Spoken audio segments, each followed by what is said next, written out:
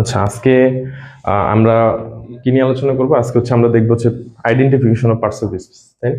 আমরা সবাই জানি যে ঢাকা ইউনিভার্সিটি সহ অন্যান্য যে কোনো জায়গায় মানে পরীক্ষা হোক, identification of parts of speech থেকে মাস্ট প্রশ্ন আসে। আজকে হচ্ছে আমরা ক্লাসের শেষ দিকে ঢাবির একদম রিসেন্ট প্রশ্ন 22-23 সেশনে যে প্রশ্ন আসছে, দুইটা প্রশ্ন আসছিল।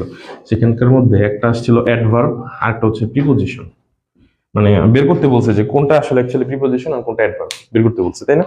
তো ঢাবির মতো জায়গায় যদি হচ্ছে 15টা প্রশ্নের মধ্যে আপনি দুইটা প্রশ্ন যদি এখান থেকে পেয়ে যান, তো বুঝতেই পারতেছেন যে এটার ভ্যালুটা কতটুকু, তাই না? তা আমরা সবাই রিয়েলাইজ করতে পারি আশা করি। তো আমরা আজকে ক্লাস শুরু করি।